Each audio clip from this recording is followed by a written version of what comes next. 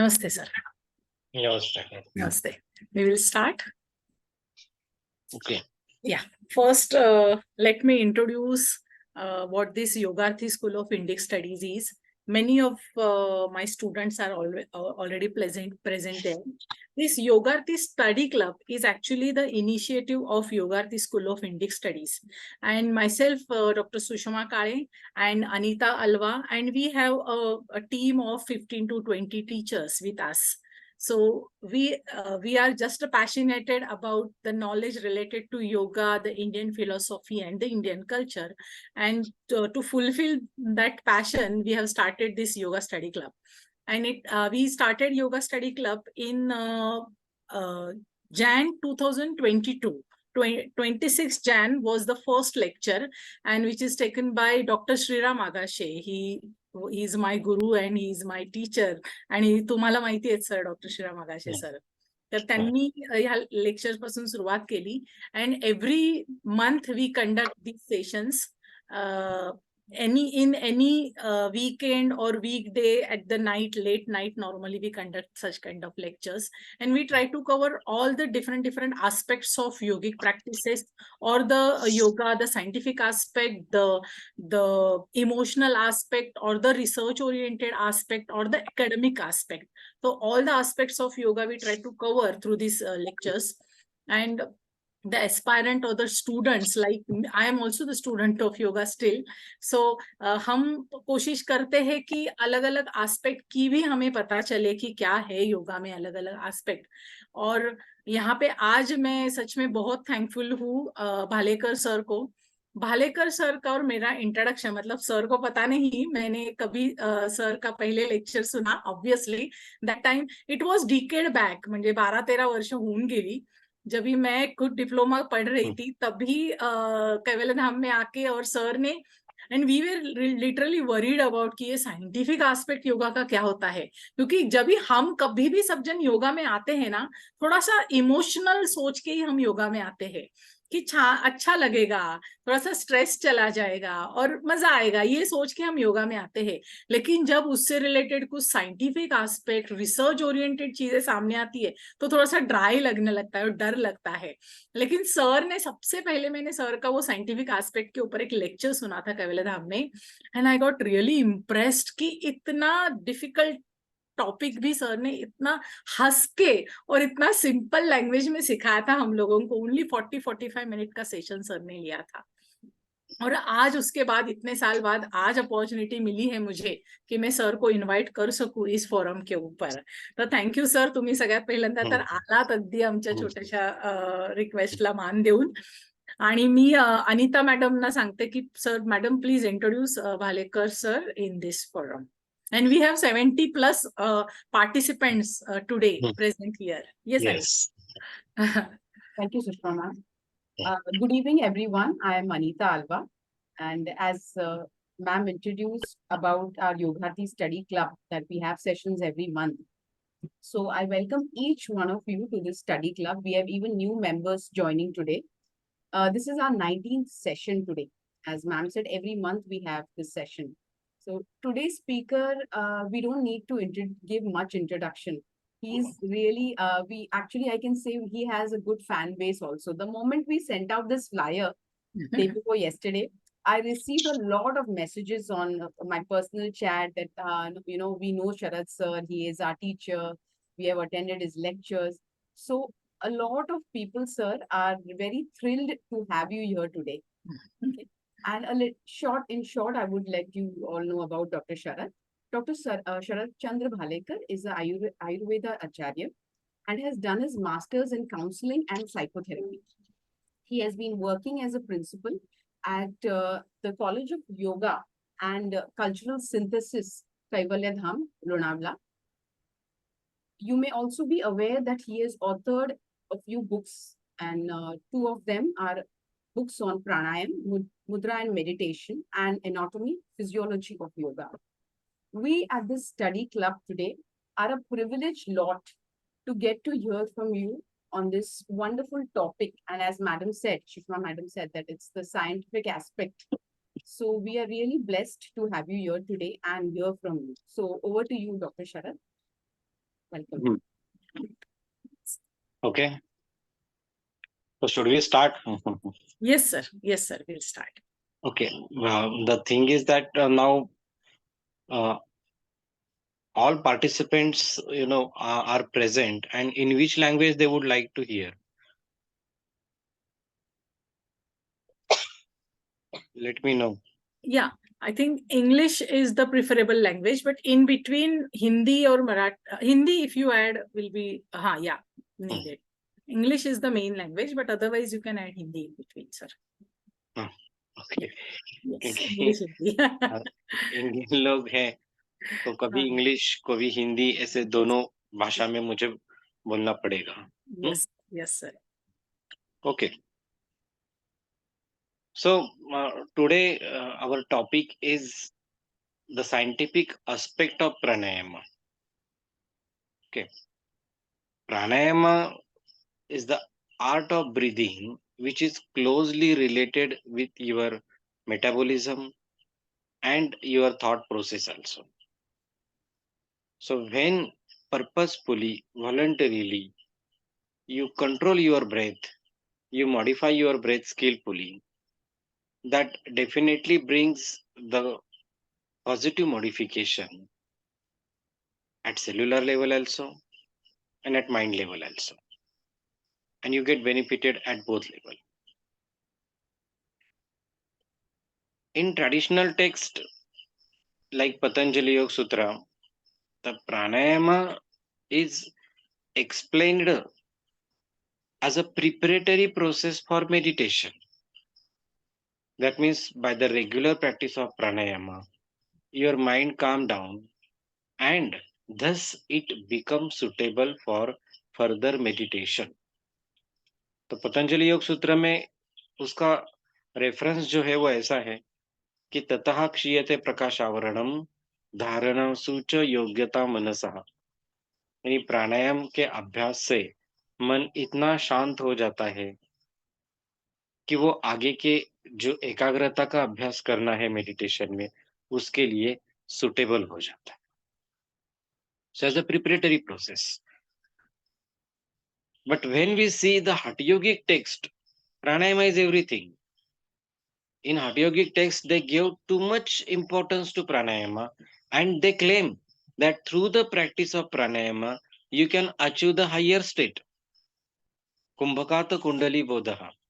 That means by the regular practice of pranayama, you can awaken your Kundalini and you can get higher perceptions and the state of samadhi. Okay, that means you can bypass the complicated process of meditation and you can achieve the higher state with the help of pranayama. इसलिए हठ योग के लिए प्राणायाम जो है वो एक central practice है, यानी बाकी की सारी प्रैक्टिसेस जो है वो इस प्राण का आयाम बढ़ाने के लिए है. हम प्राणायाम इस शब्द की व्युत्पत्ति भी देखेंगे, लेकिन इसके पहले मैं कहूंगा कि प्राणायाम जो है आज हम क्यों करेंगे, क्यों करना है. क्योंकि आज हम जो साइकोसोमेटिक डिसऑर्डर सफर कर रहे हैं या आज हम जिस प्रकार के क्रॉनिक डिसीजेस सफर कर रहे हैं उनको प्रिवेंट करने के लिए या उनको मैनेज करने के लिए प्राणायाम इज अ ग्रेट रेमेडी, एक मेडिसिन है. प्राणायाम से इन व्याधियों का इलाज हो सकता है, ये बात बहुत इंपॉर्टेंट है. To control the psychosomatic disorder. कोई माइग्रेन से 5 साल से त्रस्त है और उसका माइग्रेन ठीक नहीं हो रहा है, मेडिसिन लेते हैं तो कुछ दिनों के लिए वो ठीक रहता है, फिर वही. तो ये जो हैबिट बन गई है उसको तोड़ने के लिए प्राणायाम की जरूरत है. वही बात कॉन्स्टिपेशन हो, पीसीओडी हो या अदर मेंस्ट्रुअल इरेगुलरिटीज हो या स्किन की एलर्जी हो, स्किन के डिसीज हो, अस्थमा हो, इंसोम्निया हो या मस्कुलर पेन हो, फाइब्रोमाइल्जिया हो, इरिटेबल बाउल सिंड्रोम हो, एसिडिटी हो, ऐसे कितने साइकोसोमेटिक डिसऑर्डर है. इन सबको रिवर्स करने के लिए हमें प्राणायाम का रेगुलर अभ्यास जरूरी है. तो प्राणायाम एज ए थेरेपी ये पहले आज हम यहाँ से शुरू करेंगे कि अनेक व्याधियों का इलाज प्राणायाम।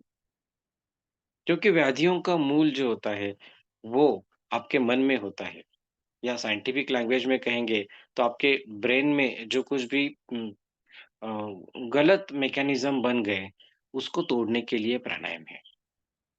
एक 20 मिनट भी आपने प्राणायाम किया, तो भी 20 मिनट के बाद अगर आपने आपका ब्लड चेकअप कर लिया, तो उसमें आपके जो स्ट्रेस हार्मोन्स है, वो कम होते हुए दिखाई देंगे। इतना ही नहीं कि ब्रेन में एंडोर्फिन, एनकेफेलिन या गाबा जैसे जो कामिंग केमिकल्स है, जो केमिकल्स ब्रेन को शांत रखते हैं, जो केमिकल्स ब्रेन के अननेसेसरी न्यूरल सर्किट्स तोड़ देते हैं और इसके कारण जो अनावश्यक विचारधारा है, अनावश्यक विचारों की श्रृंखला है, वो टूट जाती है। तो जो कुछ एंग्ज़ायटी स्ट्रेस का मैकेनिज़्म है, वो सब टूट जाता है और शांति आ जाती है। ये प्राणायाम का फ़ायदा है। बस एक 20 मिनट के लिए करेंगे, तो भी आपको ये हल्कापन, ये शांति प्राप्त होने वाली है। और वही प्राणायाम अगर आपने रेगुलरली करना शुरू कर दिया, मानो जैसे आज 31 अगस्त है, तो 1 सितंबर से अगर आपने ठान लिया कि प्राणायाम का अभ्यास करेंगे, 20 मिनट सवेरे, 20 मिनट दोपहर को, 20 मिनट शाम को, ज़्यादा समय नहीं बर्बाद होगा। तो 20-20 मिनट के 3 स्पेल रखेंगे, 3 बार रिपीट करेंगे। ऐसा अगर मैंने कहा कि 1 महीना करो, तो 1 अक्टूबर तक लगभग 90 एक्सपेरिमेंट पूरे हो गए और हर एक्सपेरिमेंट के अंत में ब्रेन में अगर एंडोर्फिन सीक्रेट होता है, गाबा सीक्रेट होता है, तो हर बार जो एक्सपेरिमेंट हमने किया, उस वक़्त ब्रेन के अंदर वो मैकेनिज़्म स्टिम्युलेट हो गया कि क्रिएट दोज़ कामिंग केमिकल्स। ये बार-बार करने से एक वक़्त ऐसा आएगा 2 या 3 हफ्ते के बाद कि ब्रेन के अंदर इन केमिकल्स को क्रिएट करने का मैकेनिज़्म ऑटोमैटिक मोड पर जाता है and then brain start to create those chemicals automatically and that gets stored in the CSF also. Then they have sustained action. यानी पहले-पहले प्राणायाम 20 मिनट किया, तो उसकी एक्शन मैं कहता हूँ आधा घंटा, 1 घंटा टिकेगी। तो जो हल्कापन मिला है, जो शांति मिली है, वो आगे क्या आधा घंटा, 1 घंटे, डेढ़ घंटे तक हो जाएगी। लेकिन बाद में फिर स्ट्रेस आएगा। लेकिन वही प्राणायाम मैंने दिन में 3 बार किया और ऐसे मैंने कुछ हफ्तों तक किया। तो एक 3-4 हफ्तों में एक कंडीशन ऐसी आएगी कि प्राणायाम का जो इफ़ेक्ट है, वो कई घंटों तक रहेगा और ऐसे दिन में 3 बार किया, तो लगभग 24 घंटे में उसका प्रभाव रहेगा। तो उन 24 घंटों में चाहे आप किसी भी सिचुएशन में हो, चाहे आप बाहर बाहर में कितने भी स्ट्रेसफुल कंडीशन हो, चाहे आपके अंदर कितने भी बुरे पास्ट के ट्रॉमेटिक जो मेमोरीज है वो हो, लेकिन उनसे आपका ब्रेन एंजाइटी से रिएक्ट नहीं होगा, वो शांति में रहेगा और यही हम चाहते हैं। नहीं तो आदमी देखो या तो पास्ट में चला जाता है या तो फिर ये फ्यूचर के कुछ डरावने सपने आ जाते हैं कि कल क्या होगा, कैसे होगा, तो उसके कारण वो हमेशा त्रस्त रहता है। तो प्राणायाम का अभ्यास से हम इस प्रकार से मन को काबू पाएंगे। हम्म, ये फायदा है एज अ थेरेपी। और मैं कहूंगा कि आगे जाके जो कुछ भी मेटाबॉलिक डिसऑर्डर होने वाले हैं, अगर प्राणायाम का रेगुलर अभ्यास करेंगे तो ये डिसऑर्डर नहीं होंगे। इतना ही नहीं कि आजकल मेन प्रॉब्लम ये है कि अर्ली एजिंग प्रोसेस स्टार्ट हो रही है। यानी पहले में 50 साल के बाद धीरे-धीरे थोड़ा एजिंग प्रोसेस स्टार्ट होता था। 60-70 के बाद और एजिंग हो जाता था, तो बुढ़ापा आ जाता था। लेकिन आज ऐसा नहीं है। आज का प्रॉब्लम ये है कि ड्यू टू क्रॉनिक स्ट्रेस आज 30 साल की उम्र में ही लोगों के डिजेनरेशन के चेंजेस शुरू हो गए हैं और इसीलिए at the age of 38 at the age of 40 उनको ऐसे डिसीज हो रहे हैं जो इरिवर्सिबल है। यानी कुछ डिजेनरेशन कुछ ब्लड वेसल में हो गए, कुछ वाइटल ऑर्गन्स में हो गए और वो इरिवर्सिबल अवस्था में है। तो फिर हाइपरटेंशन हो, डायबिटीज हो, हार्ट डिसीज हो, जिसके कारण लोगों की आयु की मर्यादा कम हो गई है। आप ये ये सुनते वक़्त भी पेनफुल लगता है कि एक 42 साल का कार्डियोलॉजिस्ट जो रोज़ हार्ट के 2-3 ऑपरेशन कर रहा है, वो cardiologist at the age of 42 heart attack से उसकी जान चली जाती है। तो देखो ये स्ट्रेस का इम्पैक्ट कितना है कि स्ट्रेस अंदर से बॉडी को खोखला कर रहा है, अंदर से बॉडी में एजिंग डाल रहा है, लेकिन उसका बाहर से पता नहीं चलता। और प्राणायाम का यही फ़ायदा है कि रेगुलर प्राणायाम करेंगे, then you can rejuvenate your body, you can keep the uh, हम कहते हैं ना कि जो ग्रोथ हार्मोन है, तो या जो एनाबॉलिक मैकेनिज़्म है, उसको सस्टेन करेगा, कैटाबॉलिज़्म को रोकेगा। तो एनाबॉलिज़्म कैटाबॉलिज़्म रेशियो अगर 50-50 रह गया, तो भी आपकी एजिंग प्रोसेस नहीं बढ़ेगी, तो आप एक यूथफुल अवस्था में रहेंगे। At the age of 70, at the age of 80 भी आप अपना रेगुलर वर्क करने में समर्थ रहेंगे, उतने ही एंथुसियाज़्म से करेंगे जितने कि एट द एज ऑफ 30-32 आप कर रहे हो। ये प्राणायाम का फ़ायदा है। हुँ, आयुर्वेद में हम पहले-पहले मेडिसिन देते हैं कि रसायन, च्यवनप्राश जैसे, और उसको एंटी एजिंग बताया गया। तो बहुत से ऐसे व्यंजन हैं, मेडिसिन्स हैं, लेकिन प्राणायाम के बारे में मैं इतना कहूँगा कि रेगुलर प्राणायाम करो और बॉडी को यंग रखो, चुस्त रखो। कि प्राणायाम रेगुलरली करेंगे, तो आपका शरीर एजिंग प्रोसेस से बचेगा, एजिंग को जितना हो सके उतना डिले करेगा और आपके हर ऑर्गन, हर टिश्यू एक यूथफुलनेस महसूस करेगा, okay? That means you can restore your immunity, you can restore the lifespan of the cell, you can restore the mm, enthusiasm, potency of the regular work. तो ये जो सारा प्राणायाम से होने वाला है, तो प्राणायाम करना चाहिए, ठीक है? अब थोड़ा मैंने ये जानबूझ के उसका मेडिकल एस्पेक्ट पहले बता दिया, क्योंकि अब हम प्राणायाम करेंगे तो वो इन इस पर्पज़ से करेंगे। कौन-सा करेंगे, कैसा करेंगे, इसकी भी हम विधान करेंगे, लेकिन कम से कम प्राणायाम क्यों कर रहे हैं ये तो पता चले।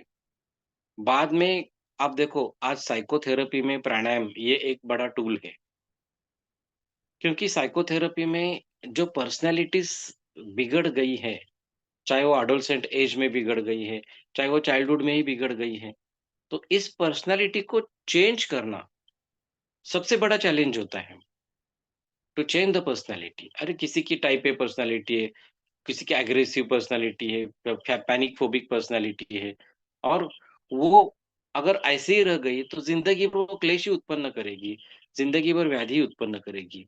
इसलिए उस पर्सनैलिटी को चेंज करके एक मैच्योर पर्सनैलिटी, एक काम एंड कूल पर्सनैलिटी निर्माण करना, ये साइकोथेरेपी में एक चैलेंजिंग विभाग है। हुँ, और यही हम कहते हैं चेंज इन पर्सनैलिटी और उसके लिए प्राणायाम ये सबसे अच्छा टूल है।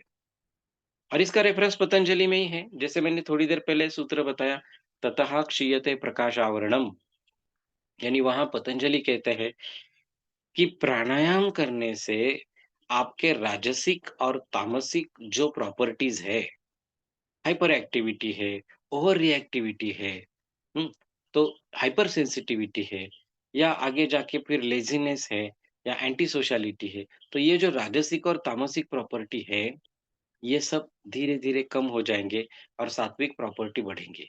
यानी इसका मतलब ये है कि एक सात्विक पर्सनैलिटी निर्माण हो जाएगी। हम वही चाहते हैं कि एक काम एंड कूल पर्सनैलिटी निर्माण हो, एक मैच्योर पर्सनैलिटी निर्माण हो। उसके लिए प्राणायाम आवश्यक है। आगे ऐसे कितने साइकोथेरेपीज़ हैं साइकोलॉजिकल डिसऑर्डर है जहाँ साइकोथेरेपी देनी पड़ती है। जैसे अ, आजकल ओसीडी चलता है, ऑब्सेसिव कंपल्सिव डिसऑर्डर। कि जैसे ही एक मन में विचार आ गया और एक एक्शन शुरू हो गई, तो वही रिपीट होती है। आदमी ने अगर हाथ धोना शुरू कर दिया, तो 2-2 घंटे बेसिन में जाकर वही कर रहा है। इसके पीछे एक डर है, इसके पीछे एक न्यूरल सर्किट है, जो विशियस सर्कल की तरह ब्रेन के अंदर घूम रहा है और ऐसे बैड न्यूरल सर्किट को तोड़ने के लिए प्राणायाम एक रेमेडी है और रेगुलर प्राणायाम से ये जो ओसीडी की आदत है, वो भी नष्ट होने वाली है। तो एंग्ज़ायटी डिप्रेशन हो, क्रॉनिक डिप्रेशन हो, बाइपोलर डिसऑर्डर हो या ऐसे कुछ ओसीडी जैसे डिसऑर्डर्स हो, इन सब में प्राणायाम थेरेपी के रूप में उपयुक्त है।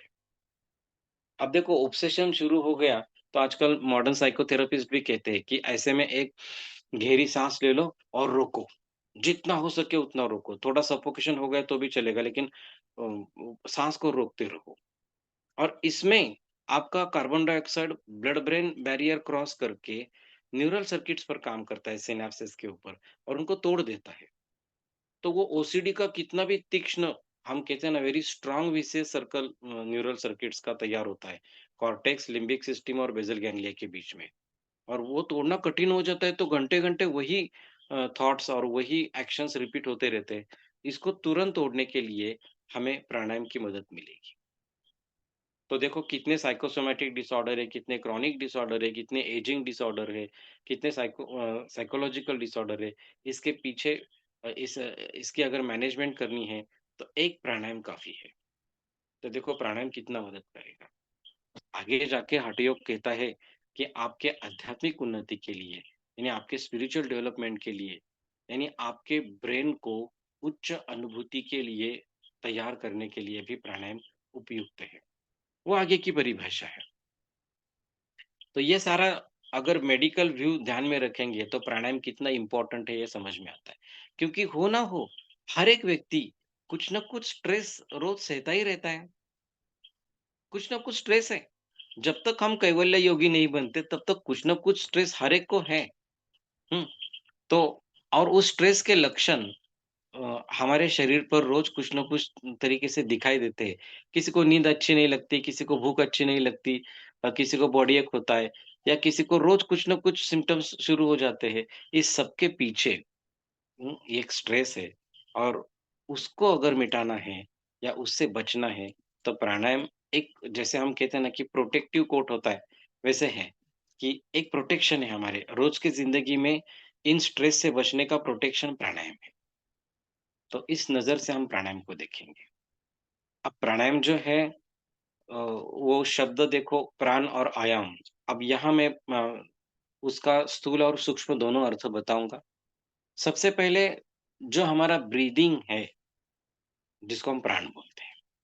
आगे जाके हम देखेंगे प्राण में मानो वाइटल एनर्जी, लेकिन वो एक स्पिरिचुअल एस्पेक्ट है, वो थोड़ा बाद में देखेंगे। सबसे पहले हम ब्रीदिंग के दृष्टिकोण से देखेंगे कि एक ब्रीदिंग साइकिल, जैसे मैंने साँस अंदर लिया और छोड़ दिया, तो ये एक ब्रेथ साइकिल कंप्लीट हो गई। और ऐसे ब्रेथ साइकिल एक के बाद एक, एक के बाद एक जन्म से अंत तक चालू रहती है, अखंडित है। हमारी ब्रेथ साइकिल कभी रुकती नहीं।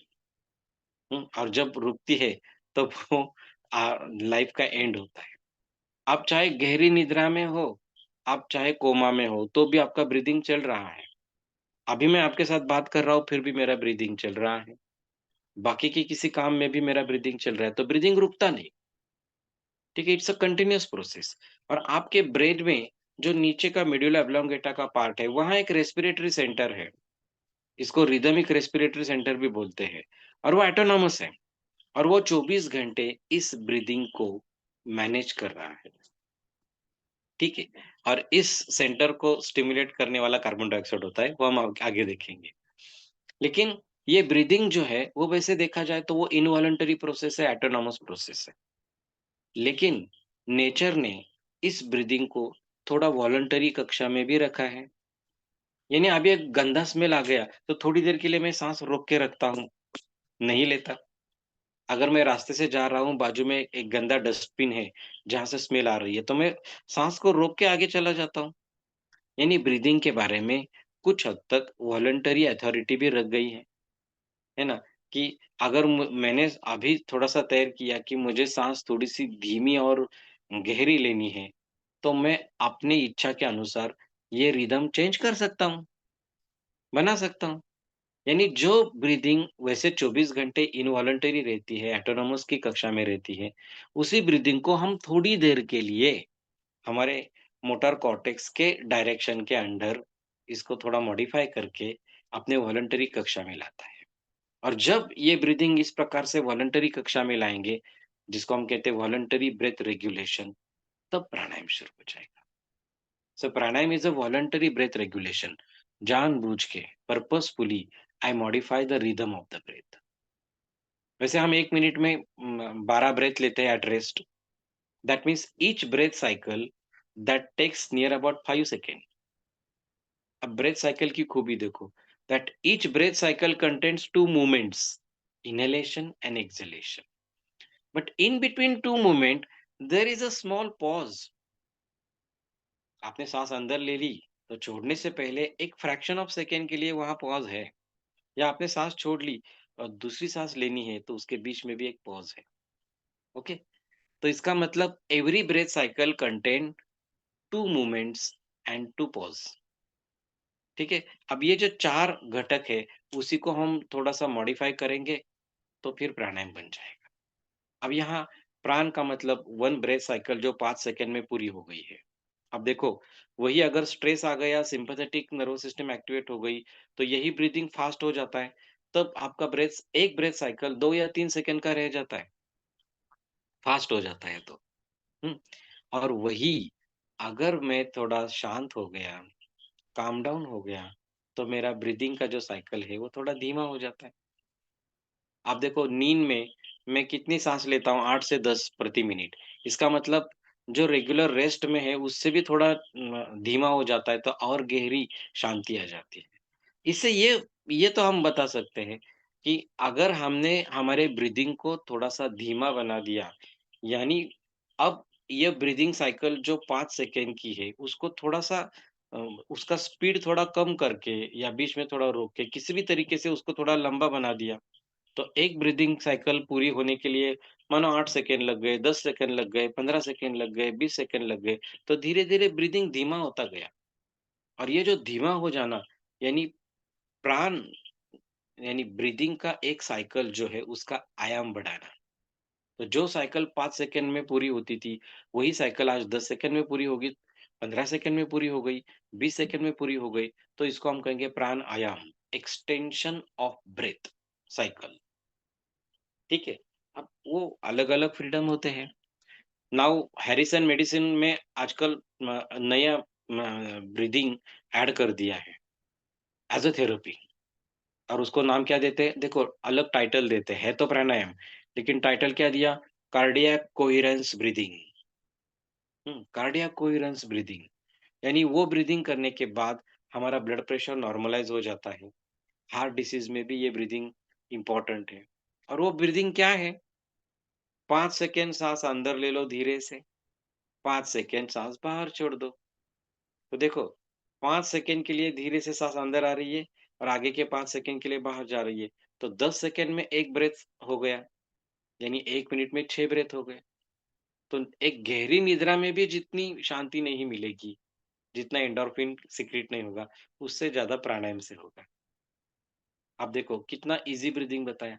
आगे जाके हम एक प्राण को, यानी एक ब्रेथ को इतना धीमा बनाते हैं कि 20 सेकंड में 1 ब्रेथ, 30 सेकंड में 1 ब्रेथ, ऐसे करेंगे तो 1 मिनट में 2 या 3 ब्रेथ ही हो जाएँगे. तो देखो कि मन और कितना शांत हो जाएगा. तो जितना ब्रेथ धीमा करेंगे, उतना मन और शांति में चला जाएगा, काम डाउन हो जाएगा.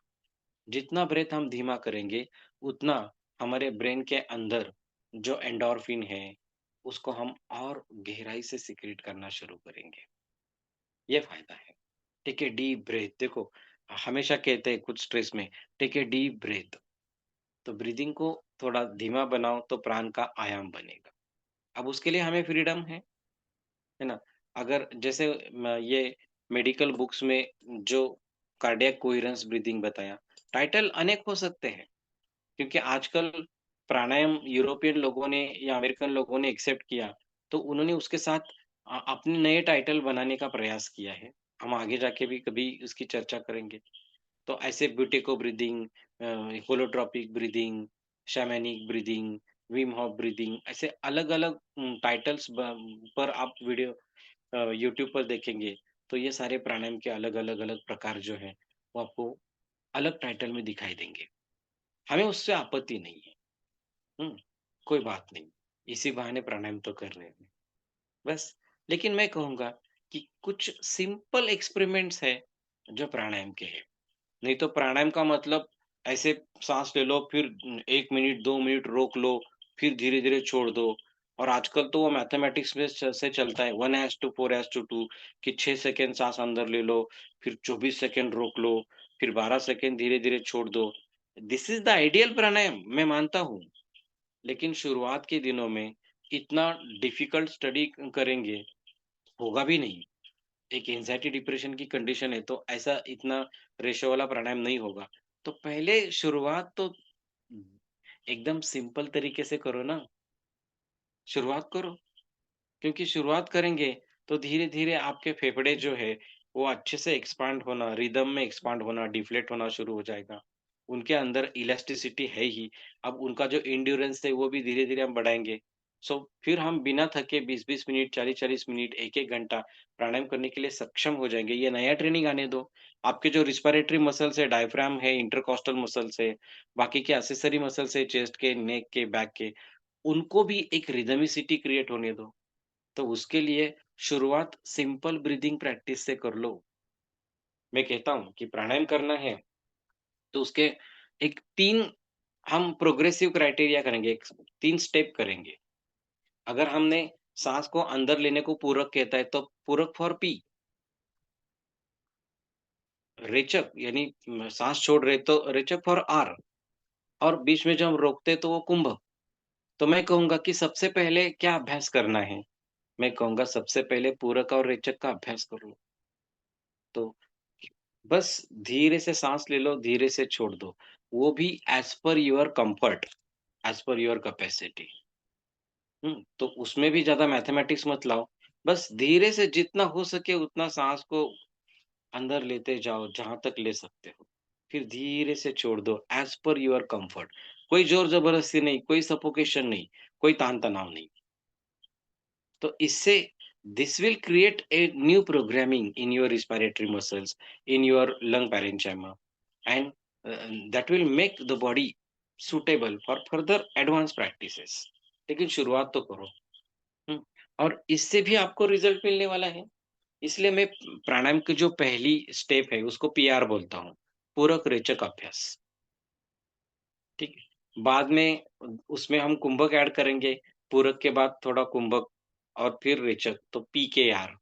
तो पहला स्टेप है पीआर, दूसरा स्टेप है पीकेआर, और तीसरा जो स्टेप है वो पीआर के, यानी पूरक करेंगे, रेचक करेंगे और बाहर की तरफ रोकेंगे, बाह्य कुंभक। ठीक है? ये 3 हम करेंगे, तो एक वक़्त ऐसा आएगा कि हम एक ऑटोमैटिकली एक नए ब्रीथिंग के रिदम पर घुसेंगे, जहाँ पॉज़ बहुत बड़ा है और साँस बड़ी छोटी है। तो ये केवल कुंभक की अवस्था है। वो बाद में हम उसकी चर्चा करेंगे, लेकिन शुरुआत जो है, वो हमें पीआर से करनी होगी। और इस मायने में हम देखेंगे तो सिंपल प्रैक्टिसेज़ जो है, जैसे ओम चैंटिंग, जो अनेक सालों से किया है। तो वैदिक काल में भी ये जो ओम चैंटिंग है, यानी ओम का अभ्यास कैसे करते हैं? Inhale and while exhaling you create the word ओम,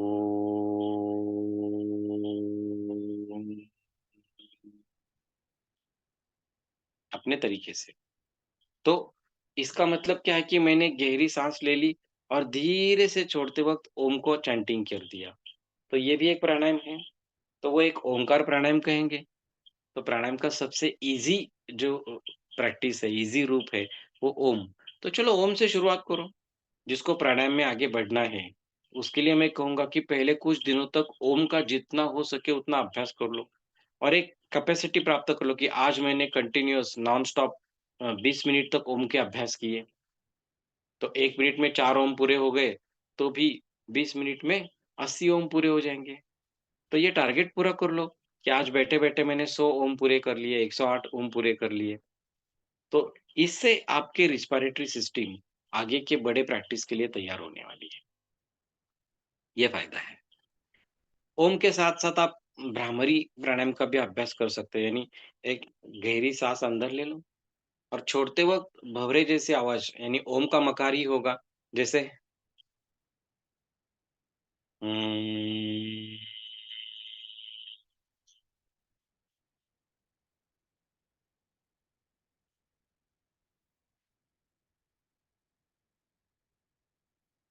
ये प्लीज़ेंट होता है। तो ये भी एक आसान तरीका है कि जिससे आप प्राणायाम आगे बढ़ा सकते हो, शुरू कर सकते हो। रोज़ ऐसा करते-करते मन भी शांत हो जाएगा और आपकी रिस्पिरेटरी सिस्टम, रिस्पिरेटरी एपरेटस आगे के बड़े प्रयोग के लिए तैयार होने वाला है। देखो, प्राणायाम के लिए ये पूरक है। प्राणायाम करना है तो पेट खाली होना चाहिए। प्राणायाम करना है तो आपके फेफड़े मजबूत होने चाहिए, इसलिए मैं कहता हूँ थोड़ा रोज रेगुलर जॉगिंग, रनिंग का अभ्यास करते हैं या हल्का-सा माउंटेनिंग का अभ्यास करेंगे, तो उससे फेफड़े मजबूत हो जाएँगे और ये प्राणायाम के लिए पूरक है। हुँ, तो कुछ आसन भी होते हैं जो चेस्ट को खोल देते हैं, जैसे बैक बेंडिंग आसन किया, भुजंगासन है, उष्ट्रासन है, धनुरासन है या साइड बेंडिंग चक्रासन है, कटी चक्रासन है, जिससे सेतुबंधासन है, जिसमें हम चेस्ट ओपन करते हैं। तो उसके रेगुलर अभ्यास से भी आपके थोरैसिस केज का डायमीटर बढ़ेगा, तो फेफड़ों की जो एक क्षमता है, वो भी बढ़ेगी, उनका स्टैमिना बढ़ेगा। तो ये सारे प्राणायाम के लिए पूरक हैं। तो चलो सबसे पहले पूरक रेचक के अभ्यास से शुरू कर लो। हुँ। बाद में आप दोनों नासिका से हवा जितनी हो सके उतनी धीरे से अंदर ले लो, धीरे से छोड़ दो, ये शुरू कर लो। या अनुलोम-विलोम का अभ्यास कर लो कि लेफ्ट नॉस्ट्रिल से धीरे से साँस अंदर ले लो, राइट से छोड़ो, धीरे से, फिर राइट से अंदर ले लो, लेफ्ट से छोड़ो। इस प्रकार से करेंगे। तो शुरुआत के काल में चाहे वो ओम चैंटिंग हो, भ्रामरी हो या स्लो डीप ब्रीथिंग हो या अनुलोम-विलोम है, इस प्रकार से आप आगे बढ़ेंगे। हुँ, एक डायरी रखो और डायरी में लिखो, आज मैंने 20 मिनट का प्राणायाम का अभ्यास किया, दिन में 3 बार अभ्यास हुआ या सवेरे मैंने 20 मिनट प्राणायाम किया, दोपहर को 25 मिनट किया, शाम को 30 मिनट किया, ऐसे लिखो और उसमें ये भी लिखो कि इस 20 मिनट के अभ्यास में मैंने प्राणायाम के कितने राउंड पूरे कर लिए। देश काल संख्या। देखो पतंजलि ने वो क्राइटेरिया बताया है कि प्राणायाम में आपका प्रोग्रेस हो रहा है। तो देखो शुरुआत में आपको लिखेंगे कि आज मैंने प्राणायाम के 20 राउंड पूरे कर लिए, प्राणायामिक ब्रेथ के। कभी आगे के डायरी में आगे के डेट में लिखेंगे कि आज मैंने प्राणायाम के 50 ब्रेथ पूरे कर लिए। तो आगे कुछ दिनों के बाद लिखेंगे आज मैंने प्राणायाम के 100 ब्रेथ पूरे कर लिए। इसका एक अर्थ है, हठप्रदीपिका कहती है कि आप उतनी क्षमता प्राप्त कर लो कि एक जगह बैठे-बैठे प्राणायाम के 80 राउंड पूरे कर होने चाहिए। इससे जो गहरी शांति होने वाली है, जिसको हम थीटा वेव रिलैक्सेशन कहते हैं। पहले तो हल्की-सी शांति होती है सुपरफिशियल, जो अल्फा वेव रिलैक्सेशन है, लेकिन बाद में थीटा वेव रिलैक्सेशन की तरफ जाना है, तो और गहरी शांति चाहिए और उसके लिए प्राणायाम का भी एक पूरा डोज़ देना चाहिए ना। तो उसके लिए वो प्राणायाम उन्होंने बताया है कि कम से कम 80 से 100 तक साँसें पूरे कर लो प्राणायाम की, एक जगह बैठकर, तो ये हो जाएगा। अरे, आपने ओम चैंटिंग भी शुरू कर लिया, तो जैसे मैंने कहा 1 मिनट में 4 ओम पूरे हो गए, तो भी 20 मिनट में 80 ओम पूरे हो सकते हैं। हुँ, और थोड़ा साँस लंबा होता जाएगा तो 1 मिनट में 3 साँसें हो जाएगी, तो इसका मतलब 30 मिनट में आपने 80 साँसें, 90 साँसें पूरे कर ली। तो इस प्रकार से आप प्रोग्रेस हो जाओ। ठीक है? तो बाद में दूसरी स्टेप होगी, जो पहली स्टेप पहले 2-3 महीने के लिए होंगी कि उसमें केवल आपने पीआर का अभ्यास किया। अब पीआर के अभ्यास के साथ-साथ दूसरा स्टेप है पीकेआर यानी पूरका, कुंभका, रेचका। अब यहाँ क्या करना है, एक गहरी साँस अंदर ले लो, जैसे अपने कम्फर्ट से और अपने कम्फर्ट से रोको। अब यहाँ कोई मैथमेटिक्स इतना जल्दी मत लाओ कि इतने सेकंड रुकना चाहिए। मैं कहता हूँ एक 4-6 सेकंड भी रुक गया तो भी ठीक है। वहाँ से शुरुआत करो और फिर छोड़ दो, आसान लगेगा। तो फिर कुछ ब्रेथ होने के बाद आप वही 6-8 सेकंड के लिए रोक लो। एक कुछ ब्रेथ जाने के बाद फिर 8-10 सेकंड के लिए रोक लो, फिर 10-12 सेकंड के लिए रोक लो, फिर 14 सेकंड के लिए रोक लो। ऐसे स्टेप बाय स्टेप आप कुंभक को बढ़ाते जाओगे, ठीक है? तो कुंभक आसानी से बढ़ता जाएगा। मेरे ख्याल से ये 2 प्रकार के जो लेवल्स हैं, इससे ये सारे साइकोसोमैटिक डिसऑर्डर्स जो है वो ठीक हो जाएँगे। बस उसमें रेगुलैरिटी की ज़रूरत है। कभी-कभार किया तो टेम्परेरी इफ़ेक्ट होगा, लेकिन रोज़ 3 बार मुझे ये एक्सपेरिमेंट करना है, ऐसा तय करेंगे, तो देखो 1 महीने में जो 90 एक्सपेरिमेंट हो जाएँगे, वो आपका जीवन बदल देंगे, ठीक है? अरे आज से भी सोने से पहले अगर मैंने 15-20 मिनट भ्रामरी कर दिया, ऐसा अगर हम तय करेंगे कि सोने से पहले मुझे ये एक्सपेरिमेंट करना है। रोज़ करेंगे, तो 2-3 हफ्ते के बाद आपको पता चलेगा कि the quality of sleep is improved. तो स्लीप और गहनी हो जाएगी जिसको हम कहते हैं नॉन ड्रीमी स्लीप। तो टोटल रिलैक्सिटी होती है। तो फिर आपकी जो डिस्टर्ब्ड स्लीप थी या जो कुछ डरावने सपने थे या जो कुछ भी डिस्टर्बेंसेस था, वो सब निकल जाएगा। तो सवेरे उठने के बाद आप और रिफ्रेश्ड महसूस करोगे और उत्साह महसूस करोगे और ऐसा रेगुलरली करोगे, तो आपके जो फिजियोलॉजिकल रिदम है नेचुरल, वो भी रिस्टोर हो जाएगा। देखो हमारे ब्रेन के अंदर जो हाइपोथैलेमस नाम का ऑर्गन है, छोटा-सा पार्ट है। It's a biological clock and it maintain the biological rhythm. तो एक डाइजेशन का रिदम है, सर्कुलेशन का रिदम है, रेस्पिरेशन का रिदम है, मेटाबॉलिज्म का रिदम है, इतना ही नहीं, मेंस्ट्रुएशन का भी रिदम है। तो ये सारे रिदम कौन मैनेज करता है? इवन स्लीप वेकफुल का भी एक रिदम है, ये हाइपोथैलेमस मैनेज करता है। और यहाँ मैं कहूँगा कि रेगुलर प्राणायाम करने से हाइपोथैलेमस के ऊपर जो इमोशनल सिस्टम का प्रभाव रहता था बुरा, जिसके कारण हाइपोथैलेमस का जो नेचुरल रिदम है वो डिस्टर्ब हो रहा था, अब वो डिस्टर्ब नहीं होगा। क्योंकि इमोशनल सेंटर्स काम डाउन हो जाएँगे, तो hypothalamus will get it's natural freedom. Hypothalamus का जो नेचुरल फ्रीडम है, वो हम रीगेन करेंगे और उसके कारण फिजियोलॉजिकल प्रोसेसेस जो बिगड़ी हुई है, now it will become rhythmic, तो डिसीज़ रिवर्स हो जाएगा। ठीक है? तो ये प्राणायाम से होने वाला है। तो इसके लिए ये प्रयोग धीरे-धीरे आप शुरू कर लो। आगे जाके फिर कुंभक 12 सेकंड का हो जाएगा, 14 सेकंड का हो जाएगा। अब यहाँ से आगे जो आप कुंभक का अभ्यास करोगे, उससे आपके जो साइकोलॉजिकल डिसऑर्डर है, उसके ऊपर बहुत फ़र्क पड़ने वाला है। क्योंकि इससे धीरे-धीरे स्वभाव बदलने वाला है। अब प्राणायाम का अभ्यास ज़रा थोड़ा और गहराई से लंबा करना शुरू करेंगे। तब जाके आपको ये साइकोसोमैटिक डिसऑर्डर जो है, उनके ऊपर कुछ कुछ प्रभाव पड़ रहा है, ये महसूस होगा। और आगे जाके क्रॉनिक डिप्रेशन है, क्रॉनिक एंग्ज़ायटी है, पर्सनैलिटी डिसऑर्डर्स है, उसके लिए तो मैं कहूँगा थोड़ा और नेट लगा के प्राणायाम का अभ्यास बढ़ाएँगे, तो ये स्वभाव भी परिवर्तित करेगा। तो पीआर और पीकेआर दोनों काफ़ी हैं। वैसे देखा जाए तो कुछ शॉर्टकट्स बताए हैं या कुछ अलग-अलग नाम दिए हैं, उज्जाई प्राणायाम या फिर भस्त्रिका प्राणायाम, तो ये सारे वैराइटीज़ है और ऐसे अनेक वैराइटी निकल सकते हैं। सारे वैराइटी जो है, it's a variety of breathing breathing movements. Okay?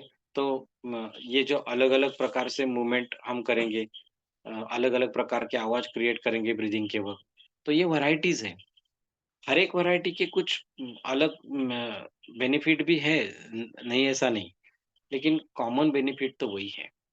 और अगर मैं समराइज़ करूँगा कि एज़ अ डॉक्टर मैं प्राणायाम के इफ़ेक्ट को समराइज़ करूँगा, तो इतना कहूँगा कि एट बॉडी लेवल आप 4 आर कंसीडर कर लो and at mind level, psycho spiritual level आप 4 सी कंसीडर कर लो। अब देखो शब्द मैं क्या यूज़ कर रहा हूँ, rest, rhythm, repair and rejuvenation. This is the effect of pranayama at body level. ये जो 4 आर है, rest, rhythm, repair, and rejuvenation. You apply this 4R to each and every organ, each and every cell. It's the effect of pranayam. यानी प्राणायाम से हर एक organ को enough rest मिलेगी और regularly ऐसी रेस्ट मिलेगी तो उनका जो नेचुरल रिदम है फिजियोलॉजिकल वो रीगेन हो जाएगा। ठीक है? या स्ट्रेस के कारण उनमें कुछ इंजरी हो गई है, डिस्टर्बेंस हो चुका है, तो अब ये रिपेयर हो जाएगा। ठीक है? It's a time of repair. हुँ। तो कोविड से कुछ हानि हो गई है, तो बाद में पोस्ट कोविड प्रोग्राम में अगर आपने प्राणायाम किया, तो ये रिपेयर होने में मदद मिलेगी। वैसे ही सारे डिसीज़ में। और बाद में मैं कहता हूँ rejuvenation, that means if you continue pranayama, then the life span of the cell will be increased. कहते हैं नेचुरल एंटीऑक्सीडेंट भी सेल के अंदर तैयार होते हैं। जैसे ग्लूटाथियोन है, सुपर ऑक्साइडेज डिस्म्यूटेज है, गैलेक्टेज है, वो सारे तैयार होने वाले हैं। That improves the lifespan of the cell, even that helps to increase the immunity of the cell। तो सेल और हेल्दी बनेगी, व्याधिक्षम बनेगी और लंबी आयु की बनेगी। तो ये रिजुविनेशन है। तो आप देखो कि रेगुलर प्राणायाम करने से लीवर फ्रेश रहेगा, रेगुलर प्राणायाम करने से किडनी फ्रेश रहेगी, रेगुलर प्राणायाम करने से यूटेरस, ओवरी इनके भी रिदम अच्छे रहेंगे। तो ये प्राणायाम का इफ़ेक्ट है। और वही मन के ऊपर हम देखेंगे तो उसको मैं 4 सी कहूँगा, calmness, change in habit, then concentration and fourth is the channeling the vital energy. यानी सबसे पहले कामनेस आएगा, शांति आएगी, धीरे-धीरे वो शांति स्थिर हो जाएगी, तो स्वभाव पलट देगी।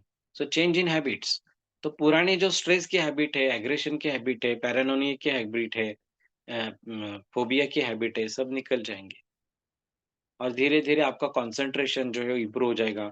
तो बुद्ध की तरह आपका कंसंट्रेशन बढ़ता-बढ़ता जाएगा। हुँ, और फिर ये चौथी स्टेप आएगी जो हम स्पिरिचुअल स्टेप कहते हैं, चैनलिंग द वाइटल एनर्जी। तो आपके अंदर की प्राण शक्ति जो है, वो नर्वस सिस्टम में इकट्ठा होगी और उसका जो एक पुश है, वो नर्वस सिस्टम को मिलेगा। तो फिर ब्रेन के अंदर जो हिडन पोटेंशियल्स है, वो धीरे-धीरे अभिव्यक्त होने लगेंगे। आज प्रॉब्लम क्या है?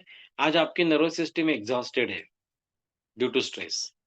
इसलिए एक नॉर्मल फंक्शन करना भी डिफ़िकल्ट जाता है।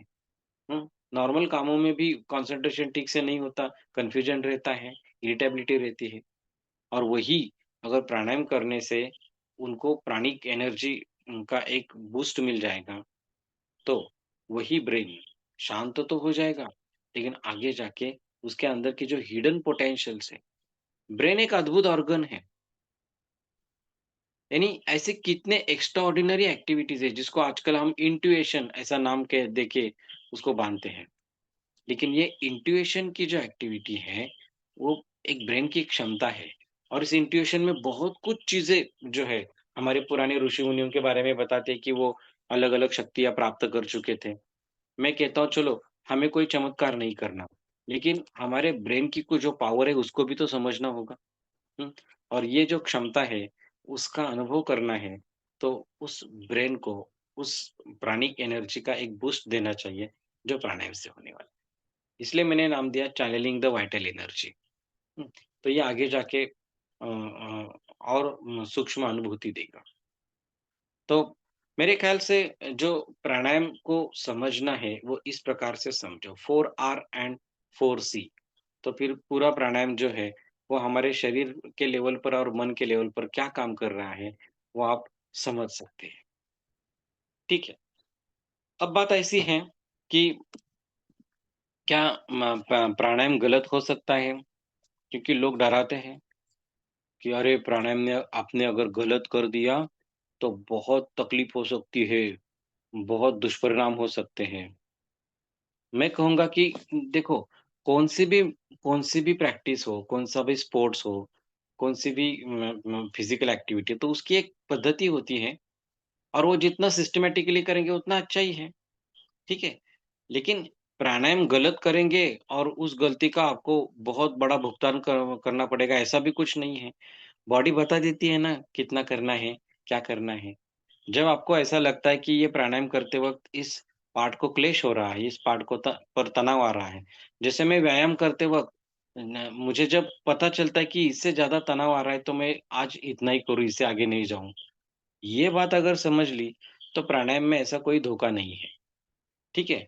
हाँ, प्राणायाम में जो कुछ भी क्रेज़ आ गई है आजकल लोगों में, ये अच्छी नहीं है। यानी लोग हर बार पूछते हैं, "तुम प्राणायाम करते हो?" तो फिर तुम्हारा कुंभक कितना जाता है? 1.5 मिनट या 2 मिनट।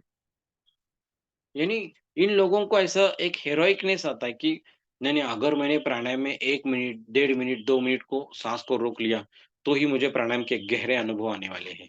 ऐसा कुछ भी नहीं है। हुँ? अगर आपने केवल पीआर यानी पूरक रेचक का अभ्यास किया, तो भी प्राणायाम के गहरे अनुभव आने वाले हैं। तो फिर जो साँस को रोकना है, वो आप 4 सेकंड से 12 सेकंड या 24 सेकंड रोकेंगे, तो भी आपको बहुत फ़ायदा होने वाला है। हर बार मैं 1 मिनट, 2 मिनट तक रोकूँ, ऐसा अट्टहास नहीं चाहिए और उसके पीछे मत भागो। इससे तो बेहतर है कि आप साँस को एक 12 सेकंड, 14 सेकंड ही रोके रखो, लेकिन नंबर ऑफ ब्रेथ जो है, वो बढ़ाते जाओ। ये आपको ज़्यादा फ़ायदा देंगे। ठीक है? तो देखो कि लगभग सारे व्याधियों का जो मूल है वो मन में है, आपके स्ट्रेस में है। और इन व्याधियों से अगर हमें छुटकारा पाना है, तो हमें प्राणायाम की ज़रूरत है, क्योंकि प्राणायाम मन के ऊपर काम करने वाला है। ब्रेन के बुरे सर्किट्स तोड़ने वाला है, नए अच्छे सर्किट्स बनाने वाला है। तो मेरे ख़्याल से ये जो इंट्रोडक्टरी लेक्चर है, ये यहाँ मैं अभी मेरा डिस्कशन रोकता हूँ, क्योंकि आगे के जो 10-15 मिनट हैं, मैं चाहता हूँ कि ये सुनने के बाद आपके मन में अगर कुछ क्वेश्चन है, तो आप क्वेश्चन पूछो, तो उसके अनुसार मैं आंसर दे दूँगा, तो सबको आंसर मिलेगा। हाँ, 4 सी को मैं फिर एक बार बताऊँगा, calmness, change in habit, concentration and channeling the vital energy. ठीक है, और कुछ क्वेश्चन Those who हैं? want to ask the questions, please raise your hands. So we will unmute you. Those who want to ask the questions.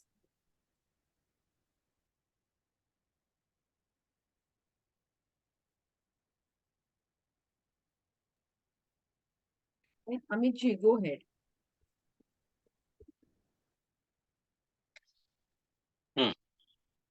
Amit ji, unmute yourself and ask.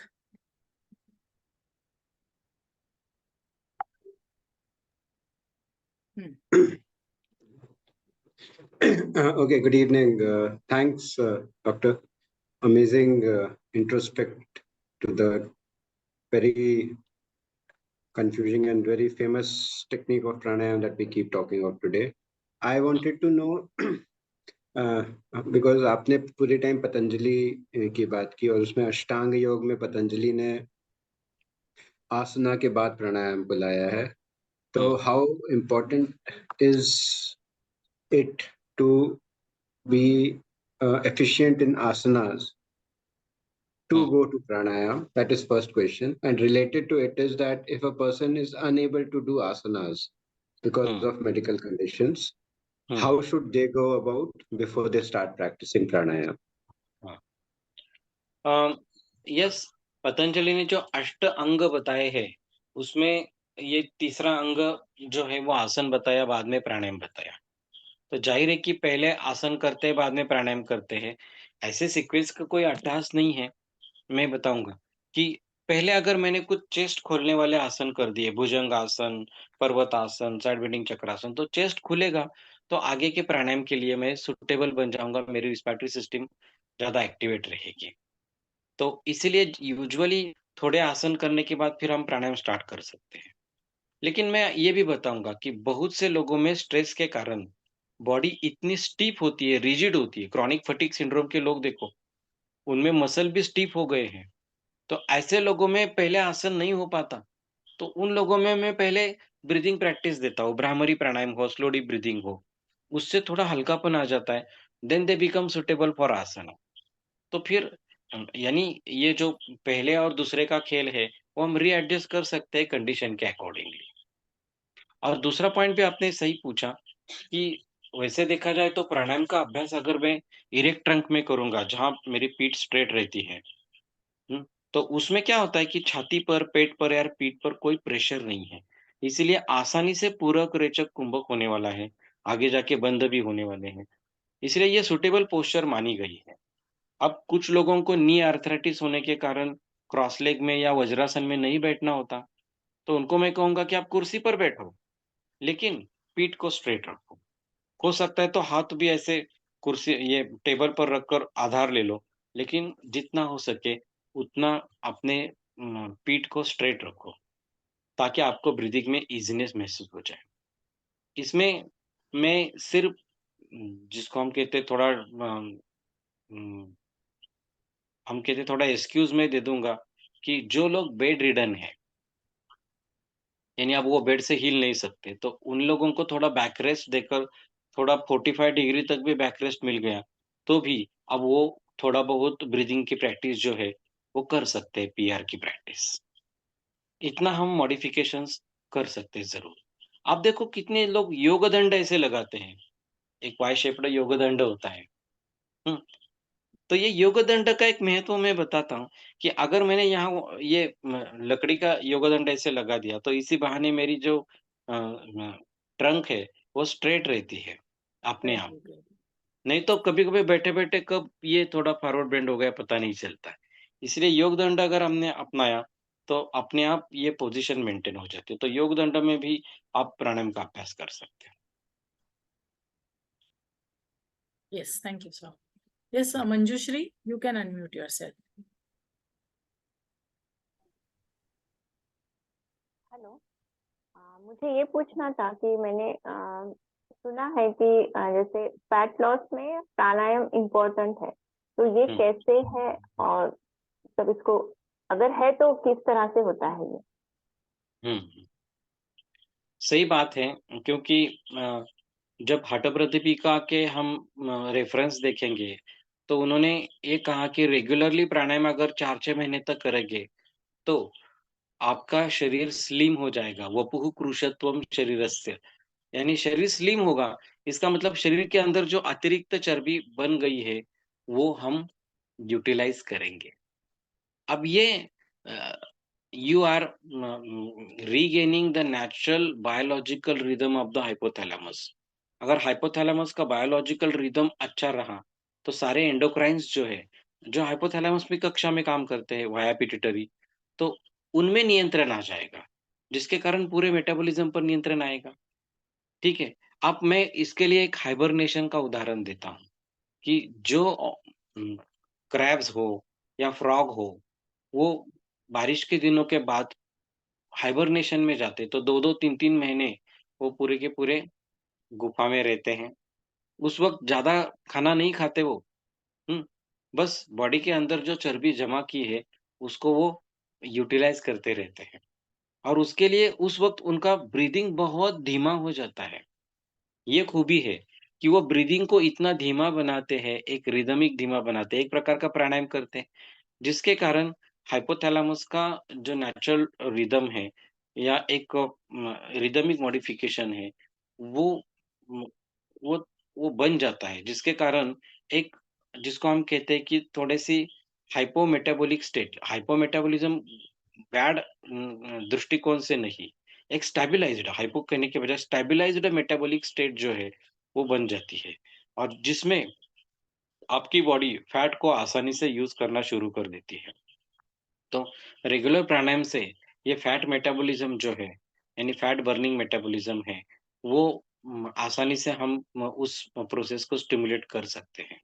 Otherwise क्या होता है, लोग fat को burn करने के लिए workout का आधार लेते हैं, यानी हाइपर वर्क करके, वो स्वेट करके वो मैकेनिज़्म एक्टिवेट करते हैं। नहीं तो फिर आहार कम करते हैं, जिसके कारण फैट ना बढ़े या फैट फ्री डाइट लेकर फिर बाहर से फैट नहीं लेंगे तो अंदर का फैट यूटिलाइज़ हो जाएगा।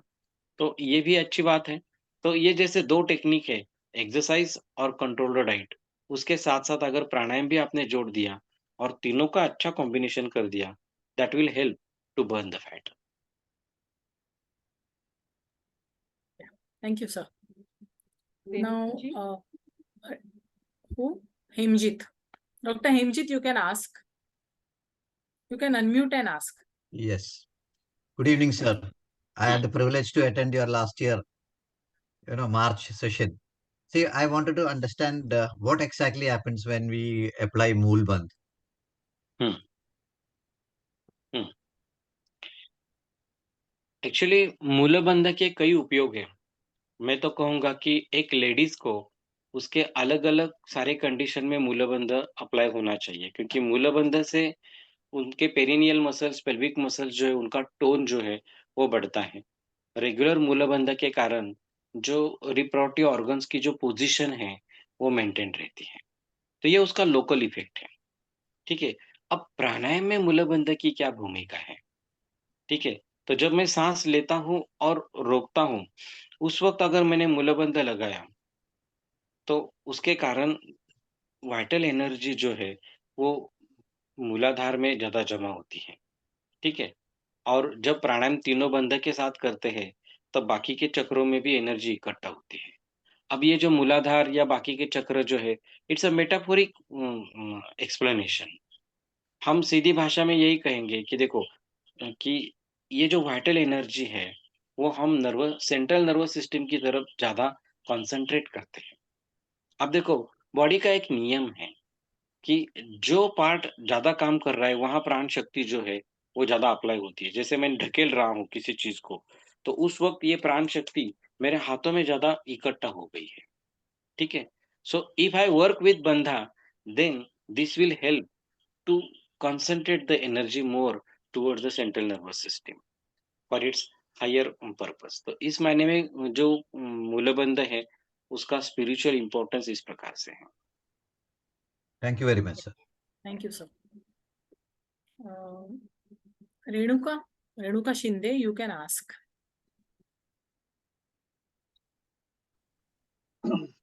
नमस्कार. की मी माझ्या मिसेसनी मला सांगितलं बघायला ते म्हणून बघतो मी. बरं बरं. हे प्राणायामचा आयडियल टायमिंग कुठलं असतं, म्हणजे कुठल्या टाइमला करून? शक्यतो प्राणायामचं आयडियल टाइम असं असतं की ज्यावेळी तुमचं पोट खाली असतं. विशेषतः तुमचं स्टमक खाली असेल, तर प्राणायामचा अभ्यास सहज होतो. कारण स्टमक जर खाली झालं असेल, तर डायफ्रॅमची मूव्हमेंट जी आहे वर-खाली होणारी, ती सहजपणे होऊन जाते. बरोबर? म्हणून थोडं पोट खाली असावं. आणि सगळ्यात चांगला टाईम कधी असतो, ज्यावेळी पोट पूर्णपणे खाली असतं. म्हणजे स्टमक पण रिकामं, स्मॉल इंटेस्टाईन पण रिकामं आणि लार्ज इंटेस्टाईन पण रिकामं. ही ही ग हे कधी घडतं? सकाळी लवकर. सकाळी लवकर उठून तुम्ही पोट साफ झालं, तर मग तिन्ही कंपार्टमेंट क्लीन झालेले असतात आणि त्याच्यामुळे प्राणायाम खूप चांगला होऊ शकतो. आणि यासाठी पोटाची तयारी कशी करायची? हाऊ टू प्रिपेअर द ॲब्डोमेन, की अगर मला सकाळी लवकर उठून प्राणायाम करायचा आहे, तर संध्याकाळचं dinner as early as possible घ्या. अगदी सूर्यास्ताच्या सुमारास आणि ते पण अगदी छोटं लाईट टू मीडियम घ्या. म्हणजे मग ते पचून जातं मध्यरात्रीपर्यंत आणि सकाळी मग पूर्णपणे ॲब्डोमेन मोकळं राहण्याची शक्यता निर्माण होते. काही ॲडव्हान्स हठयोगी आहेत, ते तर मग डिनरला कट करतात. संध्याकाळी फक्त थोडं लिक्विड घेतात. जेणेकरून पहाटे-पहाटे 2 वाजता उठून सगळं पोट रिकामं करता येईल आणि मग पुढचे 3-4 तास प्राणायामासाठी एक मिळून जातील. असं देखील करणारे लोक आहेत. Thank you, sir. Suvarna Thorgole, you can ask, unmute and ask. Yeah. Good evening, sir. Sir, माझा क्वेश्चन हा होता की नॉर्मली तुम्ही बोलल्याप्रमाणे की आपण प्राणायाम करताना आपलं स्पाइन स्ट्रेट हवंय आणि आपण नॉर्मली बसून करतो. तर असं पॉसिबिलिटी आहे की at a time of walking आपण प्राणायाम करू शकतो का? Otherwise at a time of जेव्हा आपण शवासन मध्ये झोपतो, त्यावेळेस आपण कसं प्राणायाम करू शकतो? प्राणायामच्या वेळी बॉडी स्टेबल पाहिजे. कारण तुम्ही वॉकिंग किंवा अशा काही ॲक्टिव्हिटी करायला लागला, की तुमचा हार्ट रेट वाढतो. मग तो प्राणायामचा इफेक्ट येऊ शकत नाही. कारण त्यावेळी कॅलरीजची गरज निर्माण झालेली असते. त्यामुळे श्वास वेगाने घेतला जातो. परंतु प्राणायाम जो है, तर तो क्या कहते हैं कि स्टॅटिक यानी बॉडी स्थिर असेल तर चांगला. Best that pranayama you can follow in erect run position. तरी देखील तुम्हाला कधी-कधी एक्सक्यूज म्हणून मी सांगितलं, की शवासनामध्ये किंवा थोडेसे बॅक रेस्ट देऊन देखील लाईन डाउन पोझिशनमध्ये थोडा बहुत करता येईल पूरक रेचकाचा अभ्यास. परंतु क्लासिकली कुंभक आणि बंधाचा अभ्यास करायचा असेल, तर मात्र मग तुम्हाला बसून करावं लागेल. फारच झालं तर तुम्ही खुर्चीवर बसून पाठ ताठ ठेवून केलात, तरी देखील तो होऊ शकतो. काही प्रॉब्लेम नाही. Yeah, thank you, sir. Last 2 questions we'll be taking, Seema and then Shubhangi. Seema. Hello sir. हं. तर माझा प्रश्न असा होता की सिझेरियन ऑपरेशन झाल्यामुळे मला जास्त वेळ पाठ ताठ ठेवून बसता येत नाही. तर त्यासाठी म्हणजे प्राणायाम करायचा असतो, पण ते पाठ माझी दुखायला लागते. तर त्याच्यामध्ये काही मॉडिफिकेशन असेल का? पण सिझेरियन होऊन किती दिवस झालेले आहेत? माझे 2 झालेत ऍक्च्युली आणि माझे जास्त वेळ पाठ ताठ ठेवली की दुखायला लागते. हे बरोबर आहे. म्हणजे आता लास्ट सिझेरियन होऊन किती दिवस झाले? लास्ट सिझेरियन 6 वर्ष झाले सर. ओके. म्हणजे आत्ताचा प्रश्न असा आहे, की थोडासा बॅक हो. जी आहे त्याची स्ट्रेंथ वाढवली पाहिजे. हा. बरोबर. म्हणजे त्यासाठी पहिल्यांदा भुजंगासन, नंतर अर्धशलभासन, सेतुबंधासन, पवन मुक्तासन या काही आसनांचा अभ्यास करून थोडी बॅकची स्ट्रेंथ वाढवली पाहिजे. ठीक आहे. आता काय झालंय, की लॅक ऑफ एक्सरसाइज असेल किंवा आणखीन काही कारणं असतील, की आत्ता सध्या बॅकचे मसल थोडेसे वीक आहेत. इव्हन ॲब्डोमिनल मसल देखील थोडेसे वीक आहेत. त्याच्यामुळे हे जे मी आसनं सांगितली, ती केली तर मग सक्षमता येईल. मग अशा वेळी आम्ही पर्याय सांगतो, की मग भिंतीला टेकून बसा म्हणजे मागं अगदी थोडी उशी ठेवली तरी हरकत नाही. म्हणजे जेणेकरून तुम्हाला पाठीला आधार पण मिळेल आणि पाठ ताठ करून पण बसता येईल. असं करता येईल. खुर्चीवर पण बसल्या-बसल्या मागं उशी ठेवून ते व्यवस्थित आधार मिळवता येतो. हं. तर अशा पद्धतीनं ती वेदना कमी करा. आसनांचा बी अभ्यास वाढवा आणि ही अशा पद्धतीनं ते पोझिशन प्रस्थापित करा. ठीक आहे. कारण बॅक पेन जो आहे त्याचं कारण पहिल्यांदा कळलं पाहिजे. कारण त्याचं कारण मला मस्क्युलर वीकनेस वाटतंय. तर त्याच्यासाठी स्ट्रेंथ वाढवू आपण त्याची. Thank you, sir. Yes, Shubhangi Pardesi, last question. Hello, sir. Sir, while breathing, like, Hello. any kind हाँ. of pranayam. Hello. Sir, तुझा आवाज येत नाहीये शुभांगी. थोडा येतोय. Hello, am I audible? हाँ ठीक है, good. So, while doing any kind of breathing exercise, while taking, like while inhaling, people usually look upwards, and while exhaling, they see downwards. So, is it right or wrong? नाही मला NEET नाही ऐकू आलं. काय म्हटलं? हाँ, मी सांगते sir, कारण तिचा आवाज थोडा ब्रेक होतोय. शी इज आस्किंग की when we inhale normally usually I don't know where she has seen but usually people look down upward and when they exhale they look downward. So what is the reason behind it? नाही ठीक आहे. ही एक movement हलकीशी होऊन जाते. अर्थात बॉडीची movement करायची गरज नाहीये, बट चेस्टची मूव्हमेंट आहे. तुम्ही श्वास आत घेताना तो अधिक खेचण्याच्या निमित्तानं तुम्ही नेकचे मसल पण कॉन्ट्रॅक्ट करता. त्याच्यामुळे हलकंसं बॅक बेंडिंग होऊन जातं आणि सोडताना ते रिलॅक्स करतं म्हणून थोडंसं फॉरवर्ड बेंडिंग होऊन जातं. It's not bad. Okay. Yes. So questions are done. Yes, Anita, madam, you can end the session. Actually, very beautiful session, sir. And as usual, you do with a sweet voice and simplify the very difficult topic and the dry topic. You normally simplify with your sweet voice and the knowledge. And when you explain it with ease, you explain it. So it happens कि जब भी हम आगे से प्राणायाम करेंगे तो ये आवाज और ये जो टेक्निक आपने बताया है उसका अवेयरनेस रहेगा आगे से, है ना? तो वो अवेयरनेस मेरे ख्याल से रहना, ये प्रैक्टिस में आना, यही आज के इस सेशन का सक्सेस में समझती हूँ. Because as we know this is an experiential science.